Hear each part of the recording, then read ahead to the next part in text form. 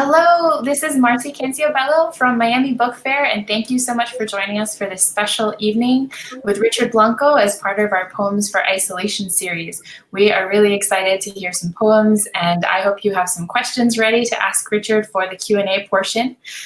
Just a quick housekeeping note, there is an Ask a Question button at the bottom of your screen for Crowdcast. You can drop a question in there. You can also upvote the question if someone has asked the same question you have that you'd like to ask. I will be monitoring the chat as well, and I can pull questions from there, so no worries, you can ask questions either way.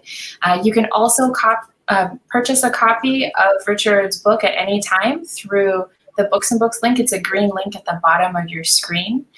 So in terms of logistics, that's all you need to know. Sit back and enjoy the show.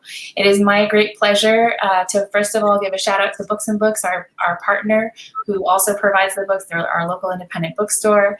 Huge shout out to the Miami Downtown Development Authority, as well as to Richard Blanco himself for spending the evening with us, and to you, the audience, for joining us for this wonderful live event. I'm going to turn it over to Senior Marketing Manager for Miami Downtown Development Authority, Kim Hills, to say just a few words. Hold on just one moment. Well, good evening, everyone. Just a nice quick welcome from virtual downtown Miami. Happy to have you all here, and even more excited to hear Richard Blanco. So thank you Miami Book Fair for having us. And now let the show begin.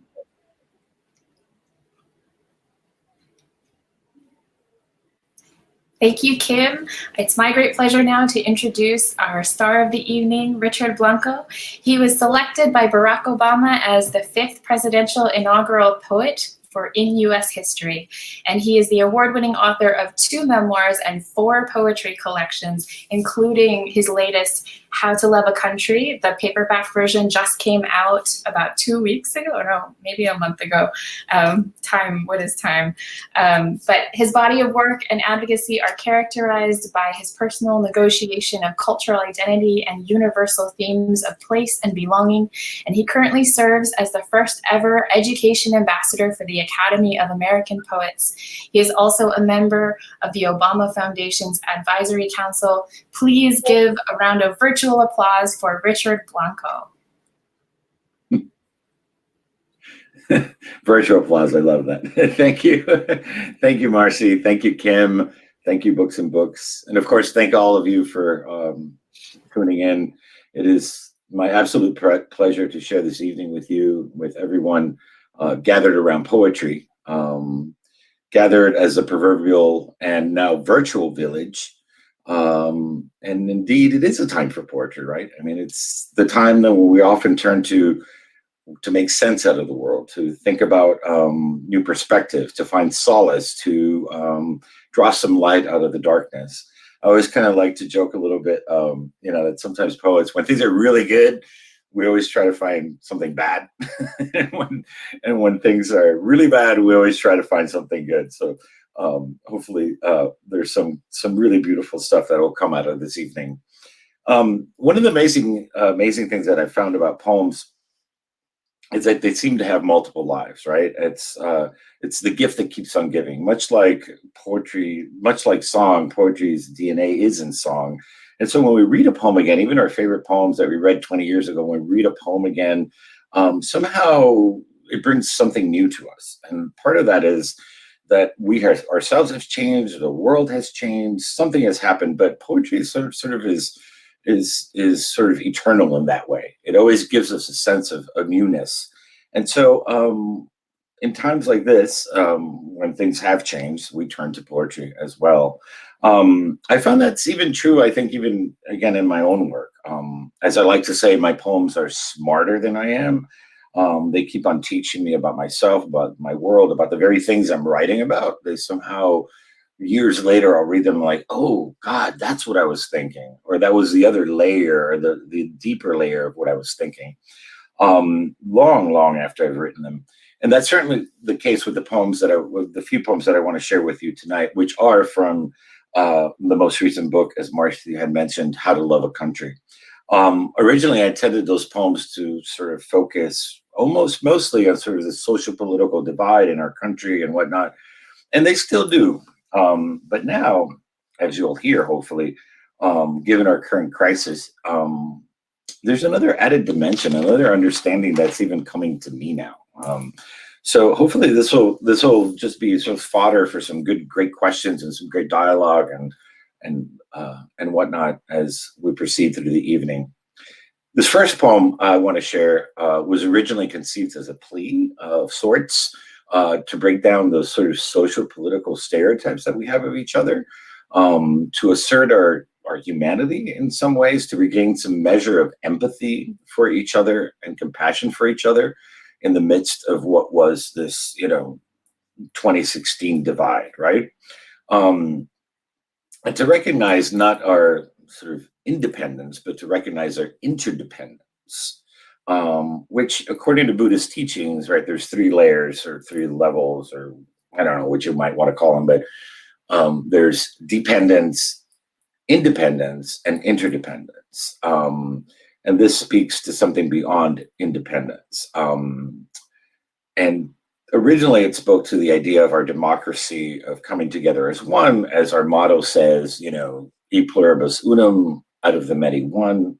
But now, of course, in what we're facing now, it has shown us just how much we are interdependent, and has made us perhaps, I don't know, realize all those things and people and services that we've taken for granted, and sort of have learned to reappreciate them and truly understand that the world functions because of everybody's role in it, right? So yeah, that's this poem. It's interrupted by lines of the Declaration of Independence as a way of sort of subverting that. And it's called Declaration of Interdependence. Such has been the patient sufferance, where a mother's bread, instant potatoes, milk at a checkout line, where her 3 children pleading for bubble gum and their father, where the 3 minutes she steals to page through a tabloid, needing to believe even stars' lives are as joyful, are as bruised. Her repeated petitions have been answered only by repeated injury. Where her second job, serving an executive absorbed in his Wall Street Journal at a sidewalk cafe, shadowed by skyscrapers, where the shadow of the fortune he won and the family he lost, we are his loss and the lost. Where a father in a coal town who can't mind a life anymore because too much and too little has happened for far too long. A history of repeated injuries and usurpations, where the grit of his main street's blacked out windows and graffiti truths, where street in another town lined with palm trees, at home with a Peace Corps couple who collect African art, where their dinner party talk of wines wielded picket signs and burned draft cards, where what they know, it's time to do more than read the New York Times, buy fair trade coffee and organic corn. And every stage of these oppressions, we have petitioned for redress. With a farmer who grew that corn, who plows into his couch as worn at his back by the end of the day, where his TV set blaring news having everything and nothing to do with the field dust in his eyes, or his son nestled in the ache of his arms. We're his son. We're a teenager who drove too fast or too slow, talked too much or too little, moved too quickly but not quick enough. With the blast of the bullet leaving the gun, with the guilt and the grief of the cop who wished he hadn't shot. We mutually pledge to each other our lives, our fortunes, and our sacred honor. We mutually pledge to each other our lives, our fortunes, and our sacred honor. We're the dead. We're the living amid the flicker of vigil candlelight. We're in a dim cell with an inmate reading Dostoevsky, where his crime, his sentence, his amends, we're the mending of ourselves and others. We're Buddhists serving soup at a shelter alongside a stockbroker.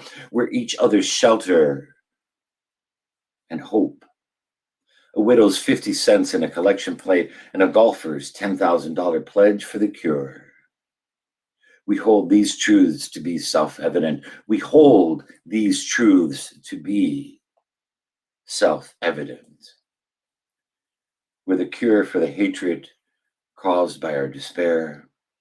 We're the good morning of a bus driver who remembers our name, the tattooed man who gives his seat up on the subway.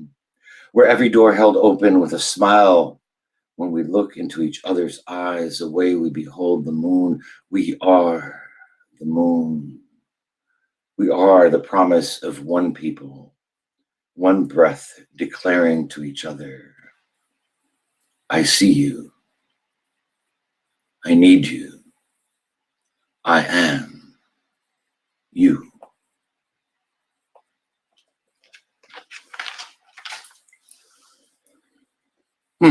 Okay. So this next poem I want to share with you was inspired by my mother's own journey as a Cuban exile immigrant. We left her entire family behind in Cuba, literally, not figuratively. I mean, her parents, her 8 brothers and sisters, every single living relative. And I started thinking about that and thinking about what if I had to do the same and leave my home in Maine, where I've been for 10 years. So I'll always be a Miami boy. And thinking about, really, it's just an amazing kind of exercise. If you had 24 hours to like sort of pack your life up, what would you take? What would happen? What would you go through emotionally? Of course, this poem kind of reads ironically a little bit now, because now that we are home, now that we're stuck at home, it feels like a kind of exiled in the reverse, right? We're kind of like, okay, I feel I'm at my house, but I still feel sort of oddly estranged from the rest of the world because the rest of the world is cut off from me. So it's kind of a contradiction in terms, this idea of being exiled at home. So that's kind of why I wanted to share this poem, to sort of give that little bit of irony, because I think, again, like I said, my poems are smarter than me. It's teaching me, like when I wrote this poem, I thought it was like, oh, it's all about my home and like, my pine trees and blah, blah, blah, and realized that home is really much larger than just your property line and your physical structure. But home ultimately means community. It means everybody that sort of interacts with us from day to day that we take for granted, everybody and everything that sort of makes us or grounds us in a sense of place. But still, I think the poem sort of in some weird way speaks to that, this moment. Imaginary exile. Dawn breaks my window and dares me to write a poem brave enough to imagine the last day I'll ever see this amber light color the wind and breathe life into the dark faces of these mountains that I know by name. Risen from the bedrock of the only country I've truly lived, resting on the same earth as this house in which I'll never rise again. A poem that captures me making my bed one last time as the sun climbs the maples that I'll never see again burst like fireworks into fall, or undress themselves, slip into snow's white lace. Never again the spring giggles of my brook or creaks of my floor. Never the scent of my peonies or pillows. Never my eyes on my clouds or my ears to the rain on my rooftop in this country. A poem that finds a word for the emptiness of suddenly becoming a stranger in my own kitchen. As I sip my last cup of coffee, linger with the aroma of my last meal, my hands trembling as I toss leftovers, wash dishes, eat one last piece of bread I'll never break again, and cork a half-empty bottle of wine I'll never finish, a vintage I'll keep savoring like memories through my mind's palate. A poem that lists which parts of me to part with and which to take. Give up my orchids and dog to my neighbor Jewel, but keep our stairs goodbye. Leave the china and crystal, the box of plastic souvenirs. Forget my books, but pack every letter and card I've saved. Not the gold chains that won't buy back my life, but stuff all the loose photos like crumbs in my pockets I'll need to live on. A poem that brings daisies for my mother, holds her as I swear I'll return to hold her again, though we both know I won't. That speaks with my father one last time at his grave and forgives his silence again, forever. That hopes my husband can flee with me, knowing he can't. Our last gaze, a kiss meaning more to us than our first, as I hold his hand and hand him my keys. A poem. Ending as I walk backwards away from his love at my door to open another. Step into some strange house and country to harden into a statue of myself. My eyes fixed and crumbling like the moon, and like the moon, live by borrowed light, always but never quite, dying in the sky, never forgiving my fate, in a poem I never want to write.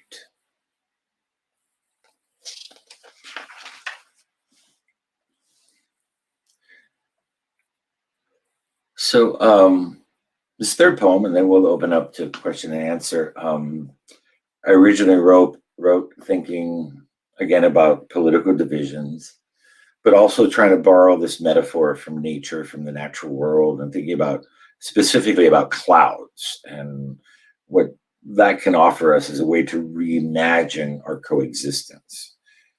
The idea that if we're going to survive as a country and actually as a species, we need to begin breaking down certain boundaries. Now, for a very different cause and for a whole other necessity, we indeed need to come together. And that's what we're finding, right? Viruses have no boundaries or borders. There's no passports to viruses. We're realizing in some unexpected way how poets try to see the silver lining in some things, but in some expected way, how the world is truly, really interconnected and interdependent. There is really only one country, the Earth, right? And there is really only one race, the human race. Cloud Anthem.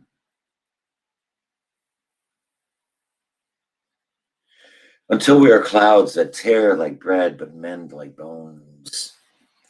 Until we weave each other like silk sheets shrouding mountains, or bear the gales that cheer us.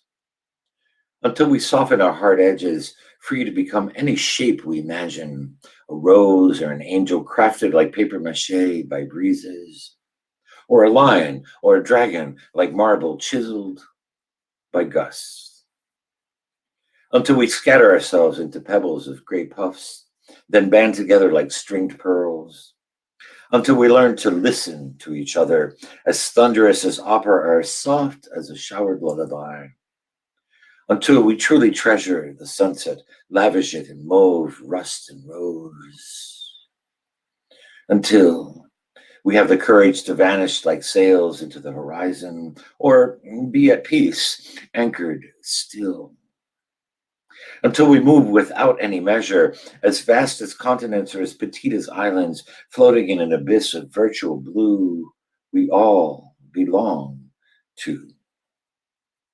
Until we dance tango with the moon and confront the jealous stars falling.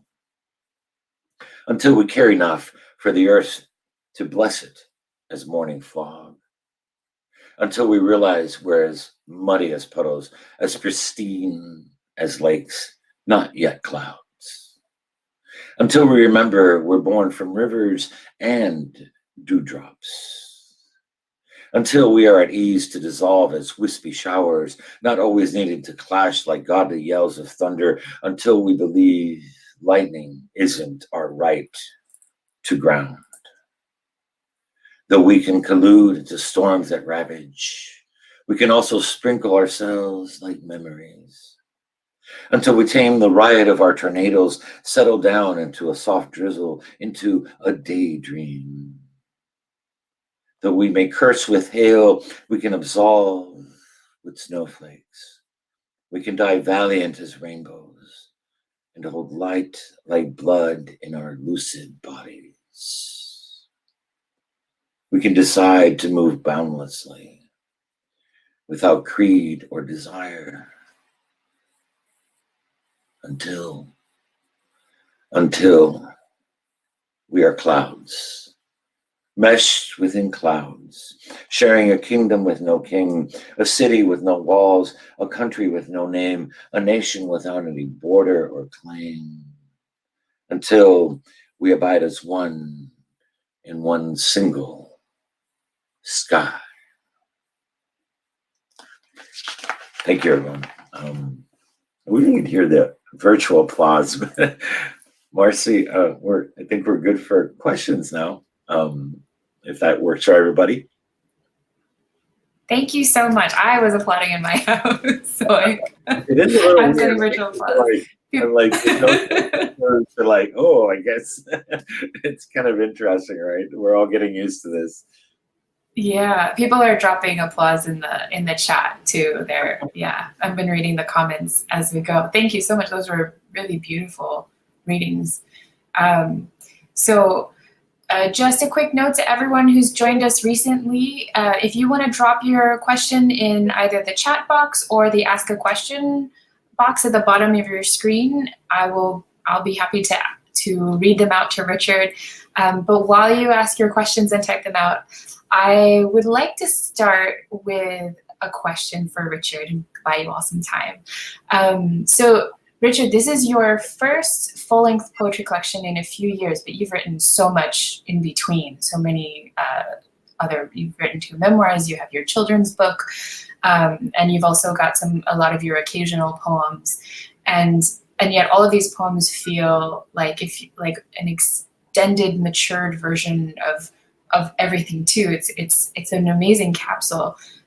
Can you talk about what it was like to revisit creating a full collection instead of doing very special occasional poems? And some of these too are from specific projects too, right? Yeah, some are. Yeah, quite a few actually. But what I've realized, Marcy, is that ultimately, and it's taken me a while to realize this, but like ultimately, as they say, that every poet is writing one poem of their life, and to me, what that means is that somehow there's some kind of obsession, which I try to teach my students as well, right? And that informs every poem in some way, shape, or form. And for me, that comes down to home. I mean, really one word, right? Home, which of course is a big word. It's like asking what is love, right? So even in these poems, which are really sort of can be very not autobiographical, right? There's poems here about race, about like sort of like just historical periods, persona poems. It really is. I've just asked that same question in the context of a larger self or a larger we, not just what my own sort of individual conflict is with identity and place and belonging and with being an American or not, but really what it means to so many of us. And the inauguration, serving as inaugural poet, really sort of springboarded me into that world, thinking about, oh my God, wait, this is a question on a lot of people's minds, not just me. I thought it was always just me, right? And so all the poems sort of have, in a way, this is a terrifying book because it was like, in a way, I'm not writing necessarily always about Miami or about palm trees or about Cuba or about, but still, I think I'm asking the same question. I still think I'm writing, in a way, the same kinds of poems, which have to deal with the essence of the primordial sort of idea of what is home, right? So that's always, and thank God, because I think it came right at the right time. It was like I had sort of not exhausted, but I was like, what's the next thing about home that I need to explore? I had explored it in many contexts, and now here was a different kind of context, right? A larger, more inclusive, more oracular sense of thinking about home and place and identity, and a more global sense as well. That makes a lot of sense. So E is asking a question: who are the poets you turn to for inspiration and comfort? So I don't have necessarily like always like favorite. I have favorite poems, and so which masterpieces. I mean, every poet has produced masterpieces, right? Like, well, and so I keep on turning to those. Like I was saying earlier, like I still read the love song of J. Alfred Prufrock and go like, oh my God, like now that I'm 50, like, well, 52, you know, and I'm like, okay, I get it in a different context. So the masterpieces of every poet always I keep, you know, whether it's T.S. Eliot or Mary Oliver or you know, or even contemporary classics that I consider, I always turn to individual poems. But I will say that there's one poet that's really influenced most of my life, and that is Elizabeth Bishop. In a weird way, because she is so different than me. Here's this New England lady, you know, like blue haired, you know, like a person who's very stoic and but like she was basically, I think, looking for home all her life. She was effectively orphaned when she was about 4 years old because her father had died and her mother was institutionalized for the rest of her life.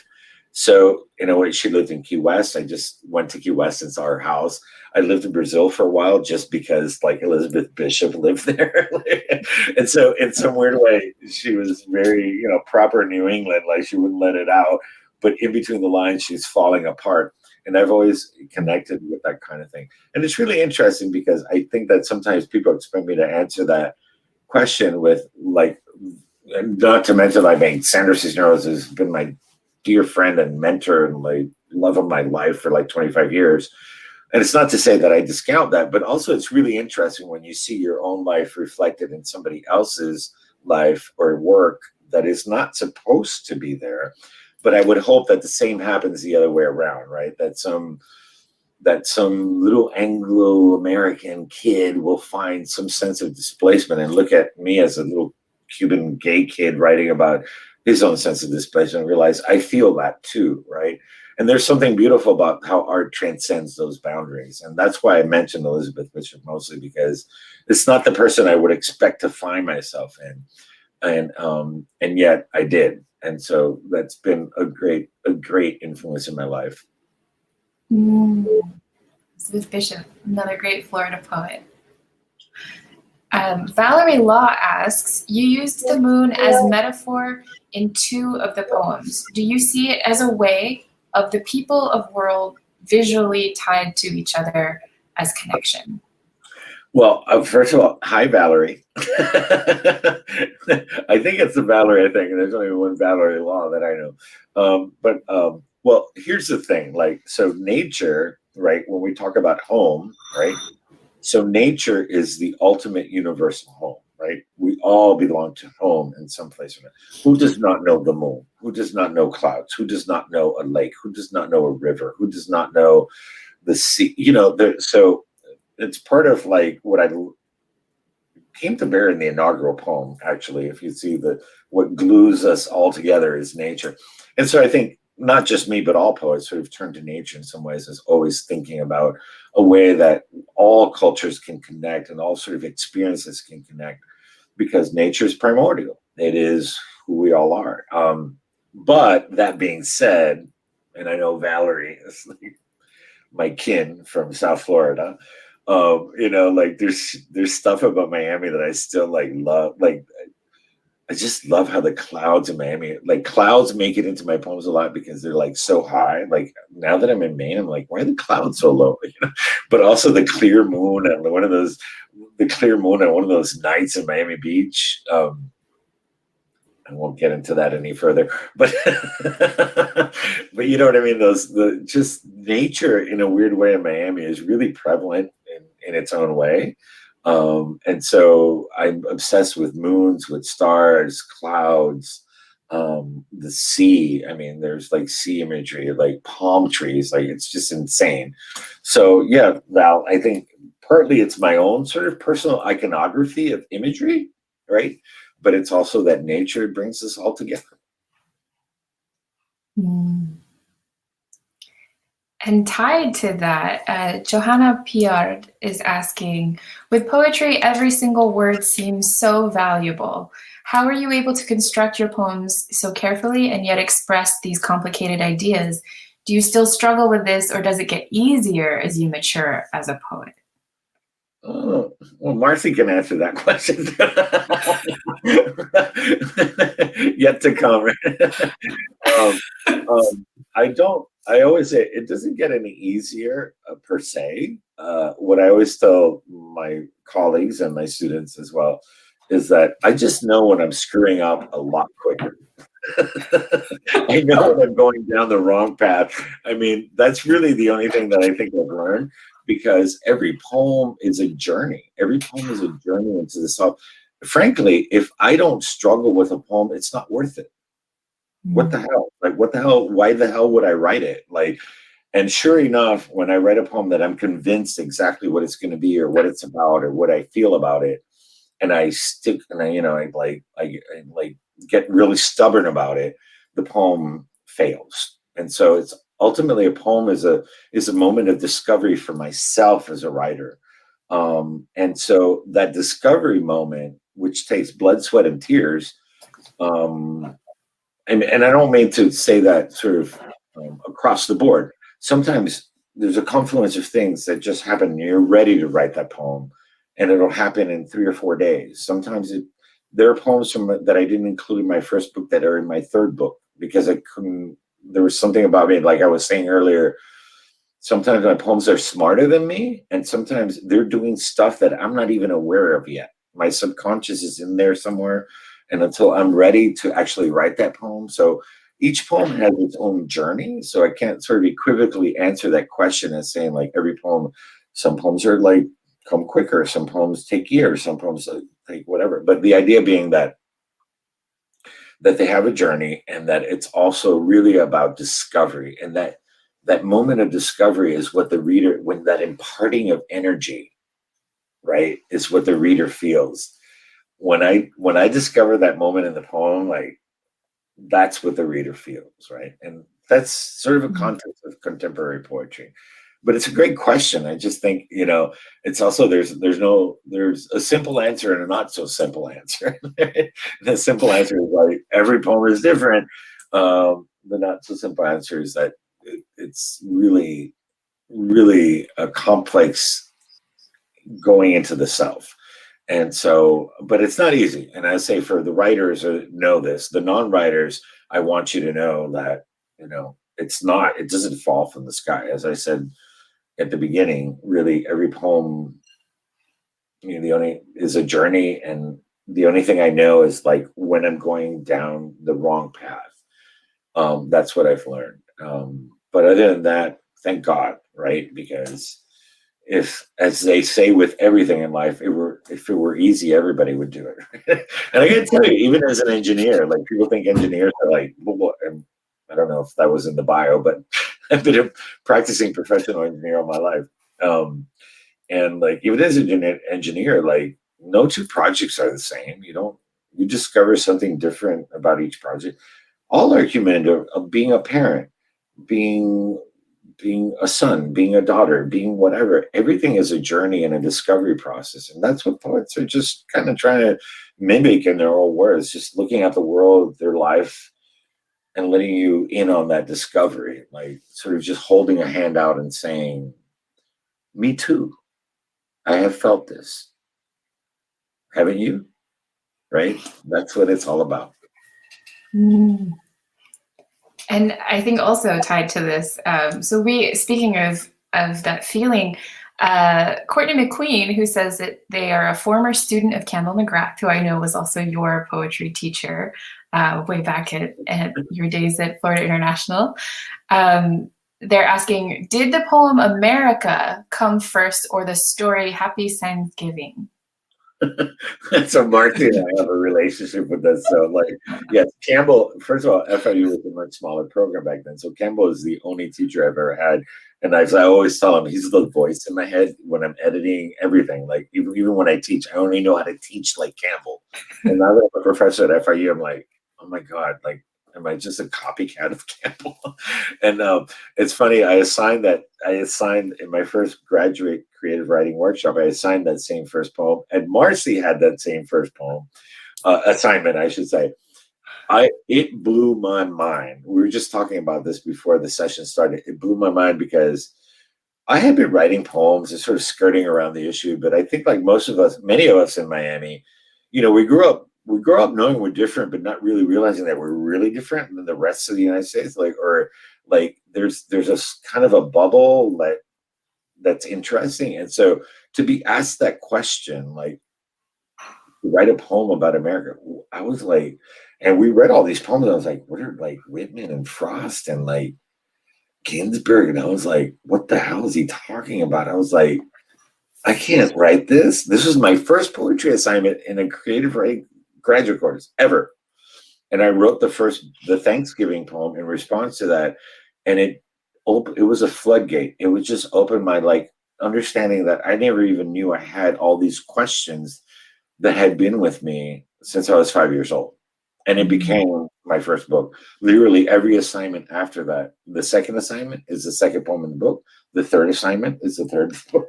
It was brilliant. And I got to say, I don't know that Campbell really masterminded that because it was his first semester at FIU. So he had no idea what Cubans were about, the poor thing. He had no idea what Miami was all about. And it was very serendipitous, I got to say. But I guess, we all have those moments in our lives and something gelled, right? And again, it became the story of my life. What is home? This is a poem I'm still writing that poem.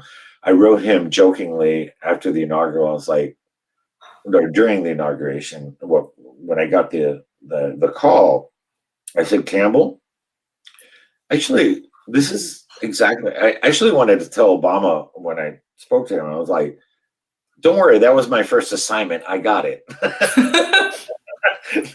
I've been that's been my prompt for 20 years. Write a poem about America, right? Like, here you go. Okay, same poem 20 years later. And you also have that poem in your new book that references that Thanksgiving, the dry turkey poem, just in like a quick line, Mother Country, I think. And so it ties together so perfectly.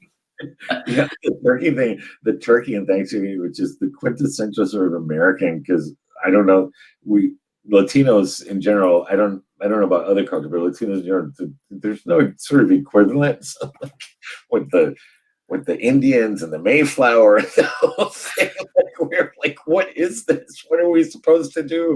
Like, we know how to kill a pig, like, and roast it, but we don't know what is this turkey thing. So it's funny. It's like this like real cultural clash that teaches you as much about yourself and your own given culture as much as the culture that which your parents have adopted or that you're trying to adopt. True.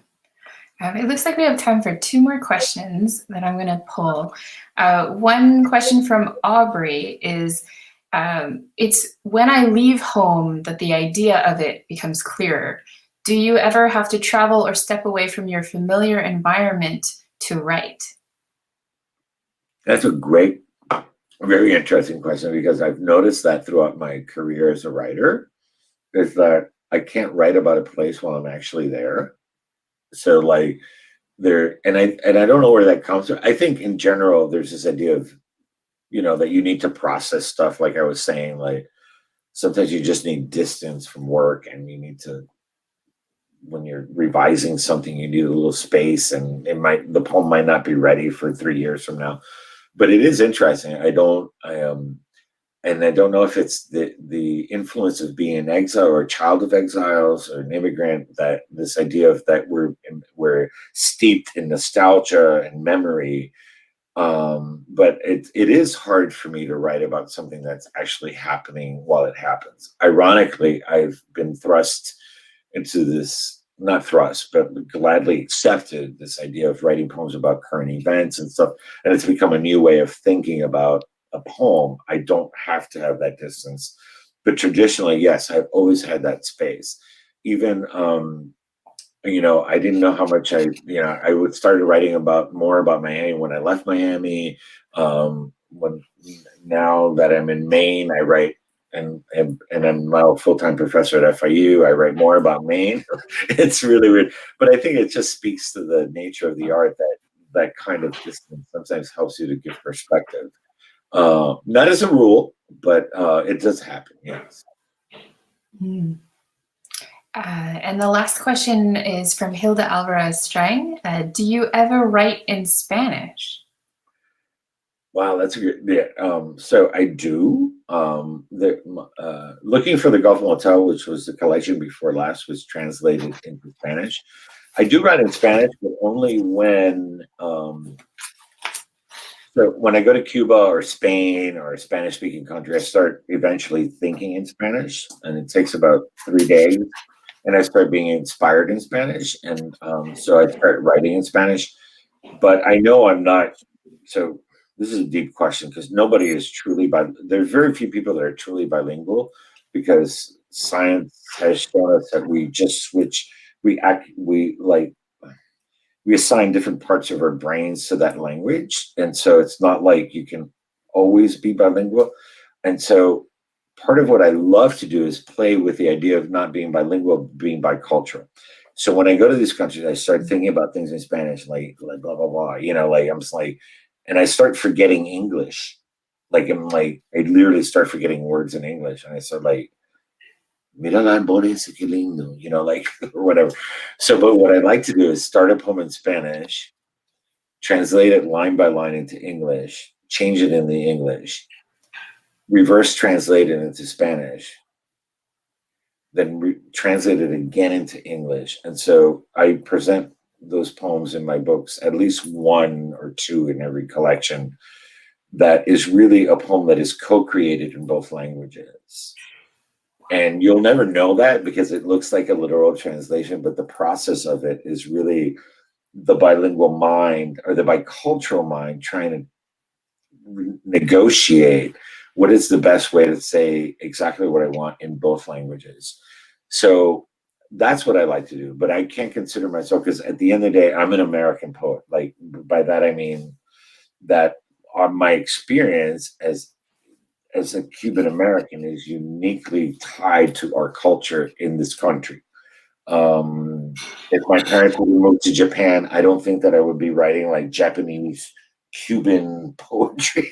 Like there's something weird about America, wonderfully weird about America, that we're trying to negotiate identities still, right? And so I just, I don't, my literature or my work doesn't come from the same space as Latin America per se, although we share a common language, right? And so it's interesting because I don't think it translates very well sometimes, because my translator, I would never translate my own work because I don't have that command of Spanish. But my translator told me, he said, I'm not translating your work. I was like, what are you talking about? I was like, he said, I am putting it back in the original language that it happened. And that blew my mind, right? I was like, whoa, what are you talking about? Is like, and it's true, like a lot of the family poems happened in Spanish. And so he would ask me, I'm just, so my work was a translation of an experience that happened in another culture and another language that only I had access to, right? And so he would ask me questions like, did your mom really say caramba? And I was like, no, she said cojones. And then he would translate it that way, because I was like, it's hilarious. And like with the memoir, which has a lot of dialogue, I'm thinking, as a translator, my parents speak English, peppered with Spanish.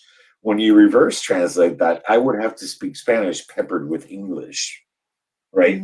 Because that's how we connect. So it's a fascinating thing, and it's not just about, it's just, sorry to go on, but I think I'm going to take that question a little, just 1 second deeper. I don't even know why I'm a poet. I didn't realize why I was a poet till about like 5 weeks ago. It's like, Richard, why are you a poet? Like, I'm an engineer. Like, I have no reason to be a poet. And I realized everything that I'm telling you about language, I got here when I was 45 days old. I was the first person in my family to learn English. I was translating for my parents, not conversations, but phrases. By the time I was 4 years old, I knew that language was a way of living, breathing, thinking, being in the world. And as I look back at my life, I'm like, that's why I came back to language. And thinking about these same things that this question is making me think about, how that's the way we think of our lives, is through our language. And so when you have the gift of knowing 2 languages or 3 or 4 or 5, or even just one, honestly, like, to filter it through that way is really interesting. And I think that's why I'm a poet. I'm not a poet because I was reading Shakespeare at 3 or anything. Like, I was a working class immigrant, like worse than like practically like lower middle class, not even working class kid. And language was everything. Language was how we negotiated the world. Well, we are grateful that you are a poet. And I hear that, Elsie, you have one last poem to share with us tonight. Yeah, I'm going to share one last poem. And just, this has nothing to do with the COVID-19 or COVID-28. I don't care. That's nothing to do with anything. I just wanted us to leave us on, like, especially for my Miami folks, my Miami kin, just on something funny and sort of Cuban and very Miami, like just something to just laugh and get us through the week, as Marcy told me. So this is just dates back to one of the earliest, sort of, not earliest, but one of the most bizarre memories I've had of like my parents sort of, and my whole family obsessing over the Miss America pageant and thinking about like, and me as a kid going like, why are they so obsessed about Miss America? We're going back to Cuba, for Christ's sake, and like, again, questioning that sense of place, home, identity, like, what are you doing with that? And I wrote this one fairly recently, my 3rd book, just to answer that question, like, what was that Miss America pageant all about? What were those psychotic nights when people would come over and it was like, just like this big celebration? So here we go. Betting on America. My grandmother was the bookie. Yep. Set up at the kitchen table that night, her hair in curlers, pencil and pad jotting down $2 bets, paying 5 to 1 on which Miss would win the crown that year. Abuelo put all his money on Miss Wyoming. She's got great teeth, he pronounced, as if complimenting a horse, not her smile filling the camera before she whisked away like a cloud in her creamy chiffon dress. I dug up enough change from the sofa and car seats to bet on Miss Wisconsin, thinking I was as American as she because I was as blonde as she was, and I knew that's where all the cheese came from. And that wasn't all. Chocolate was from Miss Pennsylvania. The capital of Miss Montana was Helena. Mount Rushmore was in Miss South Dakota. And I knew how to say Miss Connecticut, unlike my tia Gloria, who just pointed at the TV. Esa, that one, claiming she had her same figure before leaving Cuba. It's true. En verdad. I have pictures, she declared before cramming another bocadito sandwich into her mouth. Papa refused to bet on any of the misses because Americanas all have skinny butts, he complained. There's nothing like a big culo cubano. And everyone agreed, verdad, verdad. Except for me and my little cousin Julito, who apparently was a breastsman at age 5, reaching for Miss Alabama's bosom on the screen, the leggy mulata sashaying in pumps and swimsuit, seducing Tio Pedro into picking her as the sure winner. She's the one, She looks Cubana, he swore. And she did. But she cost him $5. Cojones, he exploded as confetti rained down. Bert Parks leading Miss Ohio, the new Miss America, by the hand to the runway. Gloves up to her elbows, velvet down to her feet, crying diamonds into her bouquet, the queen of our country, our land of the free. Amid the purple mountains of her majesty floating across the stage and our living room, though no one bet on her, and none of us, not even me, could answer Mama when she asked, Chico, where is Ohio? Thank you. That was amazing. What a beautiful way to end this. Thank you so much, Richard. Thank you for blessing us with your poems and sharing the night with us and making us all feel a little less isolated. Everyone, buy this book. It's gorgeous. If Books and Books has signed copies, they will send you one. If it's unsigned, they'll still send you one. Buy all of his books. Also, I believe there's an audiobook of this that Richard himself narrates. So I'm going to give a shout out to that on Libro FM through Books and Books link. Click on that little green button on the bottom. Thank you again, Richard. Thank you everyone for being here. Thank you, Books and Books and Miami DDA and everyone, and have a good night. Thank you so much.